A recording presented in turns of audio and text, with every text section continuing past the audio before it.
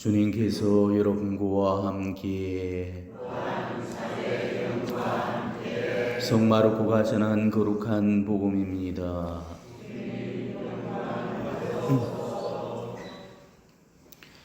그때 예수님께서 뒤로 지옥으로 가셨다. 그리고 어떤 집으로 들어가시는데 아무에게도 알려지기를 원하지 않으셨으나 결국 숨어 계실 수가 없었다.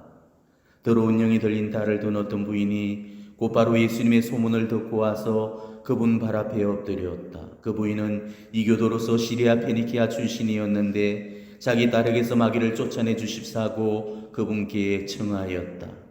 예수님께서는 그 여자에게 먼저 자녀들을 배불리 먹여야 한다. 자녀들의 빵을 집어 강아지들에게 던져주는 것은 옳지 않다 하고 말씀하셨다.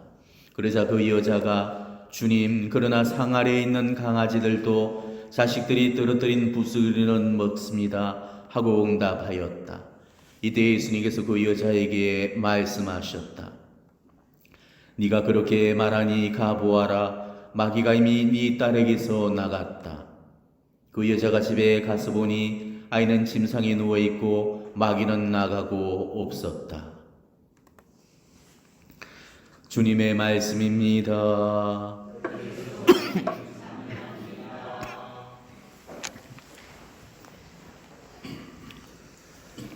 네, 오늘 복음 말씀은 가난안 여인에 관한 그런 믿음에 관한 이야기입니다.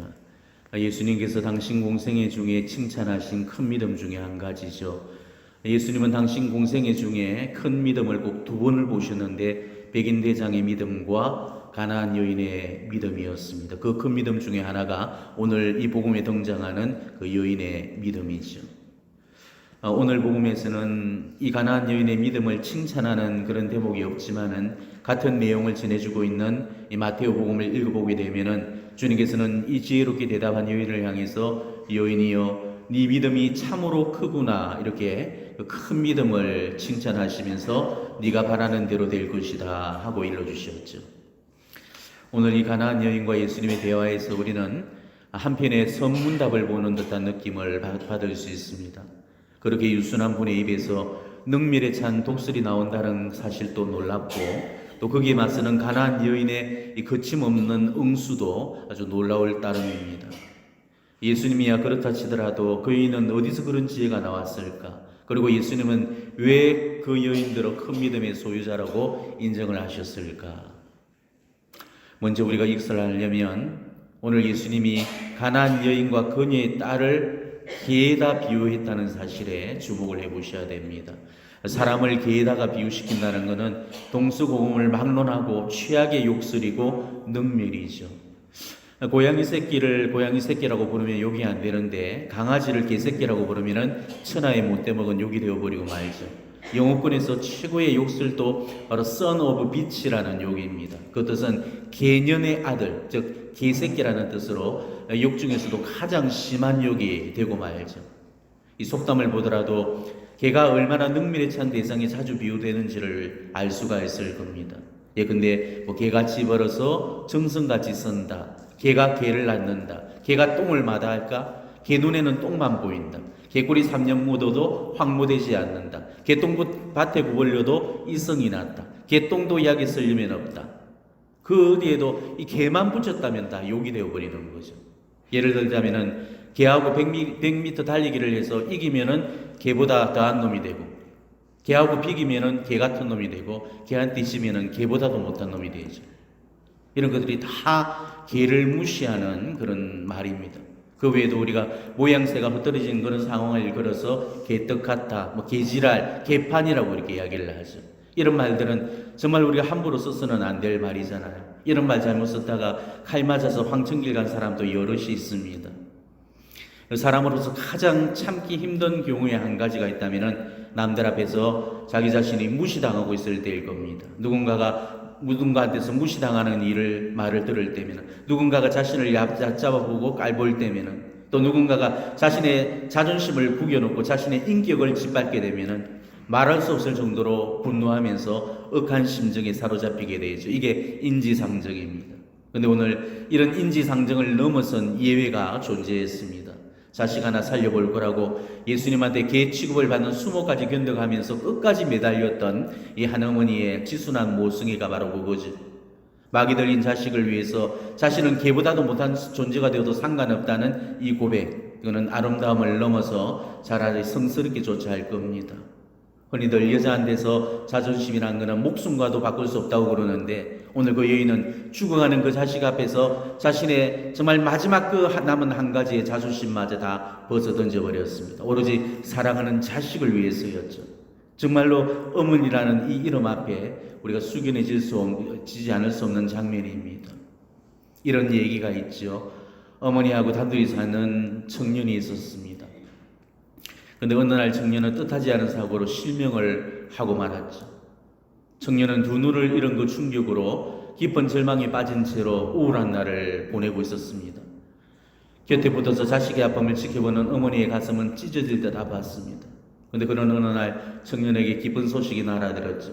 이름을 밝히지 않은 누군가가 한쪽 눈을 기증하겠다고 나섰던 것입니다. 결국 이식 수술을 받아들였고 수술은 성공리에 마쳐지게 되죠. 그렇지만은 붕대로 눈을 가리고 있던 청년은 어머니한테 앞으로 내가 어떻게 애꾼으로 살아가느냐면서 그렇게 투덜거렸죠. 하지만 어머니는 그 청년의 말을 묵묵히 듣고만 있었습니다. 마침내 청년은 붕대를 풀게 되었죠. 그런데 붕대를 모두 풀고 앞을 본 순간에 그 청년의 눈에서는 어느새 굵은 눈물이 뚝뚝 떨어지고 있었던 것입니다. 그 앞에는 바로 한쪽 눈만 가지고 있는 어머니가 바로 애틋한 그런 표정으로 아들을 바라보고 있었기 때문이죠. 어머니는 자식에게 조용히 말했습니다. 두 눈을 다 주고는 싶었지만은 그러면 너한테 내 눈먼 몸뚱이가 짐이 될 것 같아서 어머니는 끝내 말을 잊지 못했다고 그럽니다. 어쩌면 이게 세상 어머니들이 지니고 있는 모성애가 아닐까 싶어요. 자식을 향한 정말로 조건 없는 사랑, 출출밖에 모르는 바보 같은 사랑. 그래서 가장 하느님 사랑을 많이 닮은 사랑이 모성애라고 이야기하죠. 그 사랑이 얼마나 이해할 수 없고 불가에서는 그 전생에 해를 입힌 원수가 밀린 빚을 갚기 위해서 현생에서 의미로 환생해서 빚을 갚느라고 그렇게 고생을 하고 있다고 말을 하고 있죠. 하지만은 그걸로도 어머니의 사랑은 다 설명되어질 수가 없습니다. 그렇게 치부하기는 자식을 향한 어머니의 그 사랑이 위대하리만큼 숭고하기 때문입니다. 오늘 그 딸아이가 어떤 아이인지는 알 수 없지만은 정말 위대한 모성을 지닌 어머니를 둔 행복한 아이이면은 틀림없습니다. 그 아이는 어머니 때문에 살 수 있었습니다. 어머니의 사랑, 어머니의 헌신, 어머니의 희생이 있었기 때문에 죽음에서 살아날 수가 있었던 거죠. 물론 예수님께서 구해내신 일이겠지만은 어머니가 구해낸 것이나 그것은 다름이 없었습니다. 사랑하는 딸을 위해서라면 개 취급을 받아도 좋다는 그 한 어머니의 눈물 섞인 애원 앞에 우리 주님마저도 결국 손을 들어주고 마시죠. 사랑하는 자식을 위해서라면 어떤 모욕과 수치도 감내할 수 있는 그 자세, 바로 그 모습이 오늘 우리 주님의 마음을 움직였고 감동을 불러왔던 것입니다. 우리 예수님께서도 바로 그 길을 걸으셨습니다. 사랑하는 인간을 위해서 극악무도한 죄인으로 저 십자가의 치욕을 참아내셨죠. 주님께서 받으신 수치와 치욕이란 것은 가나안 여인이 받았던 개의 치욕과는 비교조차 할 수 없을 만큼의 치욕이었고 능밀이었습니다. 그렇지만 예수님은 그런 모욕과 치욕을 다 감내를 하셨습니다. 가나안 여인은 딸을 위해서 자기 자존심을 내어놓았지만은 우리 주님은 바로 우리를 위해서 당신의 하나뿐인 목숨까지 내어주셨던 겁니다.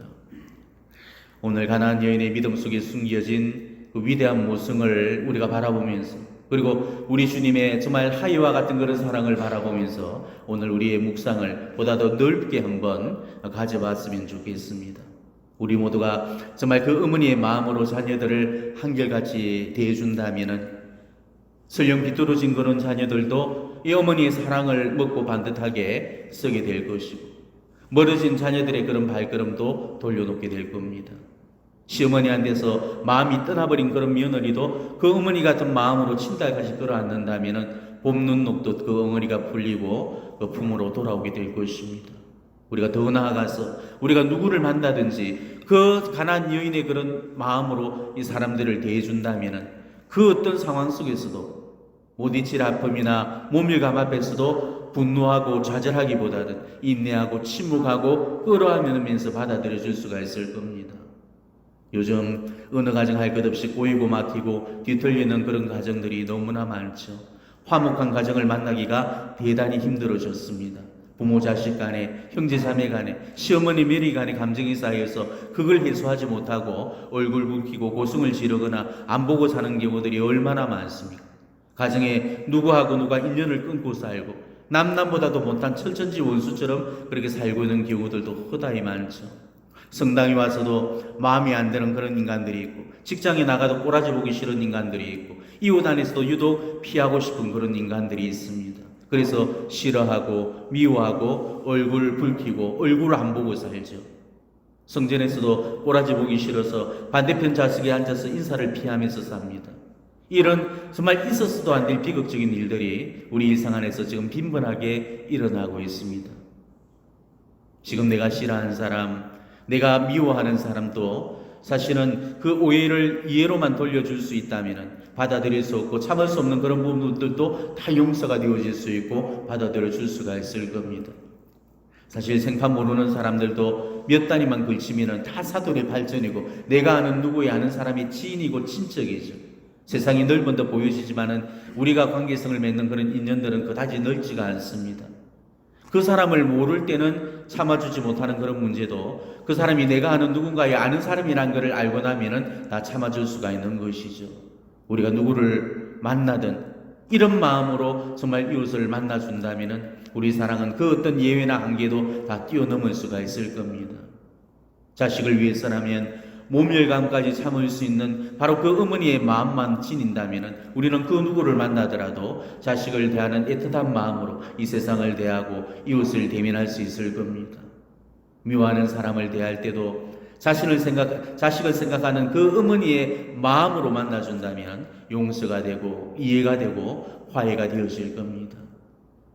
딸의 큰 잘못 앞에서는 한없이 너그러운 그런 어머니가 며느리의 작은 실수 앞에서는 표독하고 독살스러운 그런 시애미가 된다면 그 사랑은 어느 쪽도 완전한 사랑일 수가 없습니다.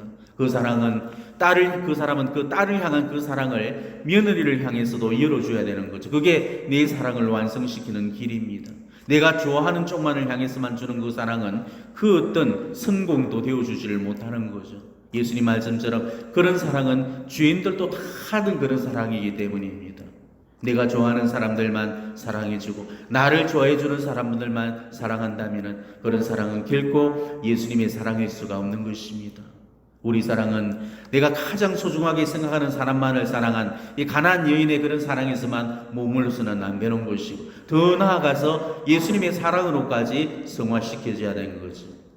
용서해주지 못하는 사람을 끌어안고 용서해줄 줄 아는 사람, 그래서 내게 아픔을 주고 내 가슴에 못질을 하고 도저히 용서가 안 되는 사람들도 우리가 예수님의 마음을 가진다면 우리는 누구라도 용서해줄 수 있고 끌어안아줄 수가 있을 것입니다. 우리는 적어도 이 가난한 여인보다는 훨씬 더 많이 행복한 사람들입니다. 왜냐하면 가난한 여인은 주인의 상 밑에 떨어진 부스러기조차도 영광으로 받들던 개 취급을 받았지만은 우리는 부스러기가 아니라 온전한 성찬의 음식을 받는 그런 자녀들입니다. 그렇다면은 이 가난한 여인보다도 우리는 더 많이 감사해야 되고 그 은혜의 진 빚을 갚으면서 살아가야 되는 거죠. 그러기 위해서는 우리가 먼저 이 성체성사의 신비를 삶으로 살아내셔야 되는 것입니다. 오늘도 우리를 먹이기 위해서 부서지고 씹혀지는 그런 성체로 오신 예수님처럼 우리도 바로 먹히는 존재, 씹히는 그런 존재로서 자기 자신을 밥으로 이웃들에게 내어놓을 수 있어야 됩니다. 나날이 받아먹기만 할 뿐 먹여주지 않는다면 그 삶은 절대 성체의 삶이 되어질 수가 없을 겁니다. 오늘 우리도 이 가난한 여인처럼 자신의 알량하고 시뻘건 자존심을 한번 꺾어봤으면 좋겠습니다. 그동안 자신의 마음속에 제대로 받아들이지 못했던 그런 사람들이 분명히 있을 겁니다. 미워하는 사람도 있을 거고 가까이 하기를 꺼려했던 사람들도 있을 겁니다. 나한테 아픔이나 상처를 줬던 사람들, 또 내 말을 돌리고 내 요구를 그렇게 일삼던 사람들, 그런 사람들한테 내가 손을 내밀어 준다는 게 어쩌면 죽기보다 싫을 겁니다. 그렇지만은 오늘은 자신의 그 자존심을 오늘 우리가 주님께 드릴 하루의 봉헌으로 삼아봤으면 좋겠습니다. 개 취급을 받으면서까지도 자신의 자존심을 꺾었던 이 가난한 여인처럼 우리도 그들을 향해서 내 시뻘건 자존심을 꺾고 그들을 위해서 행복을 빌어줄 줄 아는 그런 참다운 가난한 여인이 되어봤으면 합니다. 지목 중에 정말 자신이 빌어줘야 될 그 이름들을 조용히 떠올려 보시기를 바랍니다. 그리고 주님께 자신의 자존심을 봉헌하시고 그를 위한 기도를 조용히 바쳐보시기를 바랍니다. 아멘.